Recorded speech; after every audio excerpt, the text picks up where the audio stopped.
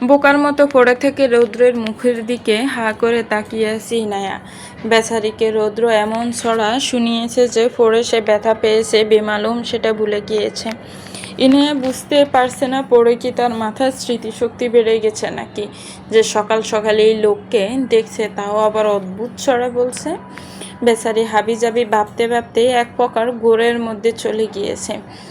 ইয়ানার অবস্থা দেখে রৌদ্র খুব হাসি পেল। বাড়িয়ে দেওয়া হাত দিয়ে দিকে তাকালো একবার ইনায়ার দিকে। বেচারিকে সে এমন শক খাইয়েছে যে বেচারি বাড়িয়ে দেওয়া হাতের দিকে ফিরেও তাকায়নি। রৌদ্র ইয়ানার হা করা মুখটা হাত দিয়ে বন্ধ করে দিয়ে বলল, এমন হা করে থাকলে সকাল সকাল মশা দিয়ে ব্রেকফাস্ট করতে হবে। অবশ্য সামনে যদি আমার মতো এমন হ্যান্ডসাম 4 বাচ্চার বাপ দাঁড়িয়ে থাকে তাহলে তো মেয়েরা উষ্টা খেয়ে পড়েও ব্যথা ভুলে হা করিয়ে থাকবে। এই বলে ইয়ানাকে এক টানি দিয়ে তুলে ধারণ করালো। বেচারি মাত্রই গোড় থেকে বের হয়ে আসলো। রৌদ্র সরে দাঁড়ায়। এবার ব্যথা অনুভব হচ্ছে, একটু একটু ঠিক মতো দাঁড়াতে পারছে না, তবুও রৌদ্রের সামনে দাঁড়িয়ে থাকলো। না হলে দেখা যাবে বাদর মুখ লোকটা আরও মজা নেবে। রৌদ্র হেয়ালি কণ্ঠে আবার বলল, চাইলে আমার হা করে তাকিয়ে থাকতে পারো, আমি মাইন্ড করব না। বলে রৌদ্র হাঁটা দিল। ইয়ানাকে আবারও 400 ভোল্টের শক খাইয়ে দিল রৌদ্রর ঘাড়ে। যেতে যেতে রৌদ্র গলা ছেড়ে গেয়ে উঠল, এই পথে আমি যখনই যাই মাঝে মাঝে একটা মেয়ে দেখতে পাই। হাঁটতে হাঁটতে যাই আবার উষ্টা খেয়ে পড়েছে, হাঁটতে হাঁটতে যাই আবার উষ্টা খেয়ে পড়েছে। উষ্টা খাওয়া মেয়ে পাগল করেছে। পিছনে থাকা ইয়ানা সত্যি সত্যি আবারও হা করে তাকিয়ে রয়েছে রৌদ্রের যাওয়ার পথে। কিছুক্ষণ আগে আদ্রের ঘুম ভেঙেছে, বিছানায় এখনো চোখ বন্ধ করে শুয়ে আছে। আজকে সকালটা তার জন্য কেমন শান্তিময় লাগছে। তবে তার শান্তি বেশিক্ষণ স্থির হলো না। শোনা গেল সেই বাদরের কণ্ঠ। রৌদ্র দরজা ঠেলে মাথা ঢুকিয়ে হাসি মুখে বলল, may I come in baby? সঙ্গে সঙ্গে চোখ মুখ কুঁচকে ফেলে আদ্র। রৌদ্র ভিতরে ঢুকে আদ্রর মুখে রিয়াকশন দেখে দুষ্টু হেসে বলল, এই কী রে সোনা, সকাল সকাল কি করলার জুস খেয়েছিস নাকি? মুখটা এমন হুতুম পেঁচার মতো করে আছিস যে। এইদিকে আয়, একটা চুমু দি। আমার চুমুতে নাকি আবার মধু আছে, তোর বোন বলেছে। শেষের কথাটা এমনভাবে বলেছে যেন রৌদ্রের চেয়ে সত্যবাদী মানুষ পৃথিবীতেই নেই। আদ্র তড়াক করে তাকিয়ে দাঁতে দাঁত পিষে বলল, আমার আর তোর বোনের বাসর ঘরে তোকে পাহারাদারি হিসেবে রাখবো, বাদর কোথাকার। রৌদ্র একটু ভাব নিয়ে উত্তর দিল, সম্বন্ধী লাগি তোর। ওমা তাই নাকি? আপনি না বললে আমি জানতামই না আপনি আমার সম্বন্ধী লাগেন। আমি তো ভাবছি সুন্দরবন থেকে বাদর ছুটে চলে এসেছে। যাই হোক, আপনি যেহেতু বলেছেন আপনি আমার সম্বন্ধী, তাহলে একদিন পার্সোনালভাবে দেখা করিয়েন। আপনাকে এমন সম্মান দিব যে আপনার বোনকে নিজ হাতে আমার হাতে তুলে দিবেন। আপাতত এইদিকে আসেন সম্বন্ধী সাহেব, একটু আদর যত্ন করি। রৌদ্র ভাব নিয়ে এগিয়ে বিছানায় বসতে আদ্র রৌদ্রের কান টেনে ধরে, আমার ভোলাবালা বোনটার পিছনে পড়েছিস কেন? রৌদ্র নিজের কান ছাড়িয়ে শার্টের কলার ঠিক করতে করতে বলল, ওটা তোর ভোলাবালা বোন? আমার তো ইচ্ছে করে তোর বাপকে জিজ্ঞেস করতে কি খেয়ে খেয়ে ওটা ডাউনলোড দিয়েছে। কি ডেঞ্জারাস মেয়ে রে বাবা। কেন, ও আবার কি করেছে? কথাটা বলতে বলতে পায়েস ভিতরে ঢুকলো। আদ্র ছেয়ে আছে। কি করেছে তার বোন শোনার জন্য রৌদ্র তাকে 4 বাচ্চার ভাব বানিয়ে দেওয়া কাহিনীটা বলতেই বেচারা ফাইজ হাসতে হাসতে নিচে বসে পড়েছে। আদ্রের মনে মনে হাসি পেলেও বিড়বিড় করে বলল, বাদরের সাথে বাদরেরই দেখা হয়। কাল রাতে আহি দাদির সাথে ঘুমিয়েছে। পারদিনা নেওয়াস্ত যেন আহিকে পেয়ে আরও কয়েক বছর বাঁচার শক্তি পেয়ে গেল। এই নাতনি ওনার অনেক শখের। এই নাতনিকে হারিয়ে তিনি মালার মতো বেঁচেছিল। কাল সারা রাত দাদি নাতনি দুজনেই গল্প করেছে। এই কয়েক বছরে ঘটে যাওয়া এমন কোনো কথা দাদি নাতনি বাদ রাখেনি। আহি খান পরিবারের সবাই কেমন তাকে কতটা ভালোবাসে সব বলেছে। বেলা 8টা বাজে। আহির ঘুম ভাঙার খবর নেই। রুদ্র সেই সকালে এসেছে, এখনো পর্যন্ত বোনের দেখা সে পায়নি। আদ্রির রুম থেকে বের হয়ে পারদিনা নেওয়াজের রুমে গেল ফাইয়াজের সাথে। গিয়ে দেখে তাদের আদরের বোন গভীর ঘুমে আচ্ছন্ন হয়ে আছে। দুজনে উঠে ঠেলে ঠুলে ফ্রেশ হতে পাঠায়। খাবার টেবিলে সবাই থেকে বসেছে। আদ্রকে ধরে ফাইজ আর রৌদ্র নিয়ে এসেছে। আদ্রর পায়ে অতটা চোট লাগেনি, তবুও ভালোভাবে হাঁটতে পারে না। কেউ দৌড়লে তবেই হাঁটতে পারে। আর ডান হাত ভালোই আছে, বাম হাত ব্যান্ডেজ করা। রৌদ্র এক পাশে, আহি অন্য পাশে আদ্র। আহির এক পাশে রৌদ্র, অন্য পাশে ফাইজ। আতিয়া নেওয়াজ আর ফারুল নেওয়াজ সবাইকে খাবার দিচ্ছে। আদ্র, রৌদ্র, ফাইজ তিনজনেই আহিকে খাবার তুলে দিচ্ছে। আতিয়া নেওয়াজও দিচ্ছে। সবাই অতটা মাথা কাটায়নি। ভাবছে আদ্র আর ফাইজের বন্ধু রৌদ্র, এরই জন্য হয়তো দুজনেই বেড়ে দিচ্ছে। তবে ফুঁসে উঠল ফিহা। তার এই মেয়েকে সহ্য হয় না। কোথায় থেকে উড়ে এসে চড়ে বসছে। তাকে দিতে দেরি হচ্ছে দেখে রেগে বলে উঠল, কি হচ্ছে এসব? তোমরা সবাই এমন বাইরের মানুষের পিছনে পড়ে আছো কেন? আমাকে কি চোখে পড়ছে না? আমার যে দেরি হচ্ছে যাচ্ছে সেদিকে দেখে কারোই খেয়াল নেই। এই কথায় যেন পুরো নেওয়াজ বাড়ি নিস্তব্ধ হয়ে গেছে। সকলে খাওয়া বাদ দিয়ে চুপ করে আছে। আহির চোখ টলমল করছে, মাথা নিচু করে বসে আছে সে বাইরের মেয়ে। হাহ, কি কপাল তার! নিজের বাড়িতে নিজেরই মানুষের মুখে শুনতে হয় সে বাইরের মানুষ। আদ্রের রাগে শরীর জ্বলছে। রৌদ্র স্থির হয়ে বসে আছে। কথাটা একদম তার বুকে লেগেছে। থতমত পরিবেশ, একদম নীরব সব কিছু। ঠাস নীরব পরিবেশের থাপ্পড়ের আওয়াজে চমকে সবাই সামনে তাকায়। ফাইজ রাগে ফোঁস করছে। রাগ কন্ট্রোল না করতে পেরে ফিহার গালে সজোরে থাপ্পড় বসিয়ে দেয়। ফিহার যেন নিজের চোখে বিশ্বাস করতে পারছে না। তার ভাই তাকে থাপ্পড় মেরেছে, তাও একটা বাইরের মেয়ের জন্য। ভাইয়া, তুমি আমাকে থাপ্পড় মেরেছ, তাও এই বাইরের মেয়ের জন্য? সঙ্গে সঙ্গে কোনো কথা ছাড়াই থাপ্পড় দেওয়া গালে আবারও থাপ্পড় বসালো ফাইজ। ফারুল নেওয়াজ এগিয়ে এসে চোখ গরম করে ছেলেকে বলল, কি হচ্ছে ফাইজ? ওকে এভাবে মারছিস কেন?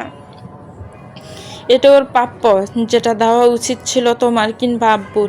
এত পড়ালেখা করে ওর ভিতর শিক্ষার অভাব আছে। ও ছোট মানুষ, না বুঝে বলে ফেলেছে।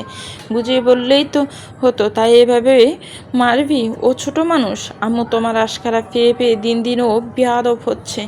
যেখানে তোমার উচিত ওকে মেরে আরও 2টা থাপ্পড় দিয়ে শিখিয়ে দেওয়া, কখন কোথায় কাকে কিভাবে কি বলতে হয়, মানুষকে কেমনে সম্মান করতে হয়। যেখানে তুমি ওকে ছোট বলে লাই দিচ্ছ। শোনো আম্মু, তোমার শুনতে খারাপ লাগলো, এটাই সত্যি। তোমার জন্য ও দিন দিন খারাপ হচ্ছে। আজকে যেটা ও করেছে না, এটাতে ওর কোনো দোষ নেই। সব দোষ তোমার, কিছুটা আব্বুরও আছে, কারণ তোমরা ওকে ভালো শিক্ষা দিতে পারোনি। কিছুটা তাচ্ছিল্য করে কথাগুলো বলে ফারুল নেওয়াজের কিছুটা লজ্জা লাগছে। সবার সামনে ছেলে তাকে এভাবে বলতে পারলো, তাও একটা বাইরের মেয়ের জন্য। তার মেয়ে ভুল কোথায় বলেছে? মেয়েটা তো বাইরেরই। এতক্ষণ টলমল করতে থাকা পানিটা এবার জোর করে পড়তে লাগলো আহির চোখ দিয়ে। ব্যাস, এতেই যেন রৌদ্র ধৈর্য ভাত ভাঙলো। বোনের হাত ধরে দাঁড়িয়ে গেল। কোনো কথা ছাড়াই আহির হাত টানতে নিলে আদ্র রৌদ্রের হাত চেপে ধরে। সঙ্গে সঙ্গে রৌদ্র গম্ভীর কণ্ঠে বলে, যে বাড়িতে আমার বোনকে অপমানিত হতে হয়েছে সে বাড়িতে আর 1 সেকেন্ডও আমি থাকবো না। যে বাড়িতে আমার বোনের জন্য ভালোবাসা নেই সেই বাড়ির সাথে আমার কোনো সম্পর্ক নেই, থাকতে পারেও না। আমার বোনের জন্য আমি একাই যথেষ্ট। সাথে সাথে আদ্রের বুক দুঃখ করে ওঠে। রৌদ্র এটা বলতে পারলো ওদের এত বছরের বন্ধুত্ব ভেঙে দিতে চাইছে? না, রৌদ্র কখনোই এটা করতে পারে না। আদ্র জানে তার ভাই কখনো মন থেকে এটা বলতে পারে না। আদ্র রৌদ্রের হাতে ছেড়ে উঠে দাঁড়ানোর চেষ্টা করে। পড়ে যেতে নিলে রৌদ্র ধরে নেয়। আদ্র হালকা হাসে, ও তোর বোন হিসেবে আছে এবং সারা জীবন থাকবে। তবে এটা ভুলে যাস না, তোর বোনের আরও একটা না, দুটো পরিচয় আছে। রৌদ্র তাকায় আদ্রের দিকে। তার চোখ মুখ এমন শক্ত। রৌদ্র আর বুঝতে বাকি নেই এখন এখানে কি হবে। হাতে গুনুন 2-3 জোড়া চোখ ছাড়া বাকি সবাই আদ্রের দিকে কৌতূহল চোখ নিয়ে তাকিয়ে আছে। আদ্র ফিহের দিকে তাকায়। আদ্রের এমন ভয়ঙ্করভাবে তাকানো দেখে ফিহের বুক কেঁপে ওঠে। আদ্র যেন চোখ দিয়ে ধ্বংস করে দিবে সব। ও কোনো বাইরের মেয়ে না। প্রথমত এই বাড়ির মেয়ে, ফাহিরা নেওয়াজ আহিয়া, দ্বিতীয়ত এই বাড়ির বড় ছেলের বউ মিসেস আদ্র নেওয়াজ, আমার অর্ধাঙ্গিনী, আমার সম্মান। আর আজকের পর থেকে আমার অর্ধাঙ্গিনীকে নিয়ে যে আজে বাজে একটা কথা বলবে, তার সাথে সবার আগে আমার বোঝাপড়া হবে। আদ্রের কথায় যেন বাজ পড়ল পুরো নেওয়াজ বাড়িতে। ফিহার তো বিশ্বাসই হচ্ছে না, সে বারবার রাহিকে দেখছে। ফারুল নেওয়াজের মুখটায় আদার নেমে এসেছে যেন। তরিকুল নেওয়াজ এক দৃষ্টিতে মেয়ের দিকে তাকিয়ে আছে। এটা ওনার মেয়ে, ওনার সেই ছোট্ট আহি আজ কত বড় হয়ে গেল। বাবা হয়ে চোখের সামনে নিজের মেয়ে থাকার সত্ত্বেও উনি চিনতে পারেনি। আজ নিজেকে সত্যি একজন ব্যর্থ বাবা বলে মনে হচ্ছে। ব্যর্থই তো। এই মেয়ের জন্য তিনি কখনো কিছু করেছেন বলে মনে হয় না। পারুল নেওয়াজের জন্য মেয়েটার কাছেও যেতে পারতেন না। শত হোক নিজের অস্তিত্ব তো, নিজের রক্তে একটু হলেও টান আছে। মেয়েটা হারিয়ে যাওয়ার পর ওনার বুক হাহাকার করেছিল অনেক, কিন্তু তিনি সেটা কাউকে দেখাতে বা বোঝাতে পারেননি। রিসাকে তিনি ভালোবেসে বিয়ে করেন। ফারুল নেওয়াজের সাথে বাবা জোর করে বিয়ে দেয়। পুরনো ভাবনায় তিনি আর গেলেন না। এত বছর পর মেয়েকে পেয়েও কাছে যেতে পারছেন না। তিনি দোটানায় ভুগছেন, কোন মুখে নিজের মেয়ে বলে দাবি করবেন। কখনো তো তিনি বাবার দায়িত্ব পালনই করেন নাই। আহি আর চোখে বাবার দিকে একবার তাকিয়ে বেজা চোখে কেমন করে জানি হাসল, যা তরিকুল নেওয়াজের চোখে আড়ালো না। মেয়ের মুখের এমন হাসির মানে তিনি বুঝলেন। ওনার বুকে হালকা ব্যথা অনুভব হলো। আব্বু, তুমি চুপ করে আছো যে? আদ্রের কথায় আজিজ নেওয়াজ ইশারায় আহিকে ডাকলেন। আহি এগিয়ে গেল। আজিজ নেওয়াজ আহিকে বুকে নিয়ে মাথায় হাত বুলিয়ে দিতে দিতে ছেলের উদ্দেশ্যে বললেন, আমি দেখতে চাইছি আমার ছেলে তার দেওয়া কথা রাখতে পারে কিনা, আদৌ কি সে একজন আদর্শ স্বামী হতে পেরেছে কিনা। আহি আমার আরেক মেয়ে, ইনায়ার থেকে কম ভালোবাসি না ওকে। বাবারা কখনো মেয়েকে চিনতে ভুল করে না। ওকে হসপিটালে প্রথমবার দেখেই চিনে ফেলেছি। এমনকি আমাদের বাবা মেয়ের মধ্যে কথাও হয়ে গেছে। আদ্র বাক্যহারা হয়ে গেছে। বড় ভাইয়ের কথায় তরিকুল নেওয়াজ আরও মাথা নিচু করে নিলেন। তিনি জন্ম দিয়েও চিনতে পারলেন না, আর ওনার বড় ভাই ঠিকই চিনল। আসলে জন্ম না দিলে যে বাবা হওয়া যায় না, আজ তিনি বুঝলেন। আদ্র বিদেশ যাওয়ার দিন আমি আর মা মিলে ওদের বিয়ে দিয়ে রাখি। আমার শর্ত অনুযায়ী আদ্র বিদেশ যায়। ওর কথা রেখেছে, এবার বাবা হয়ে আমার কথা রাখার ফালা। আজ যেন নেওয়াজ বাড়ির মানুষগুলোর অবাক হয় দিন। আজিজ নেওয়ার এবার রৌদ্রকে ইশারায় করলেন। রৌদ্র মাথা নেড়ে কিছু বুঝালো। বউ হবি আমার? দ্বিতীয়বার আবার তোকে বিয়ে করতে চাই। হবি আমার অর্ধাঙ্গিনী, তুই আমার খুব শখের বউ হয়ে থাকবি। তোর আদর যত্নের কোনো অভাব রাখবো না। অনেক ভালোবাসবো তোকে, নিজের থেকেও বেশি। সারা জীবন তোর কাছে মাথা নত করতে চাই। প্লিজ হয়ে যা না মিসেস আদ্র। আহির হাত ধরে কথাগুলো বলে গেল আদ্র। আহি অবাক না হয়ে পারছে না। এই লোক ছোট্টবেলায় তাকে চকলেটের লোভ দেখিয়ে বিয়ে করে নিয়েছে, এখন আবার ভালোবাসার লোভ দেখাচ্ছে দ্বিতীয়বার বিয়ে করার জন্য। যেভাবে আবদার করেছে যেন আহি না জানি হলে তাকে ছেড়ে দিবে। কি হলো? এত ভাবছিস? আবার ধোঁকা দিয়ে পালিয়ে যাবেন না তো? আদ্র হেসে ফেলে। আহির দু গালে আলতো করে হাত রেখে চোখে রেখে বলল, কোথাও যাব না, বইয়ের আঁচল ধরে সারাক্ষণ ঘুরব। দিব তো সেই অনুমতি? আহির লাজুক হেসে জড়িয়ে। ব্যাস, আদ্র পেয়ে গেছে তার উত্তর। আগলে নিল তার প্রিয়সীকে। চলবে তো ভিউয়ার্স, গল্পটার এই পর্ব কেমন লেগেছে একটু কমেন্টস করে জানাবেন। গল্পটা ভালো লাগলে একটি লাইক করবেন, গল্পটাকে শেয়ার করবেন, আর আমার চ্যানেলকে প্লিজ সাবস্ক্রাইব করবেন। যারা অলরেডি সাবস্ক্রাইব করে রেখেছেন তাদেরকে অনেক অনেক ধন্যবাদ। ভালো থাকবেন, সুস্থ থাকবেন, আমার চ্যানেলের সাথেই থাকবেন।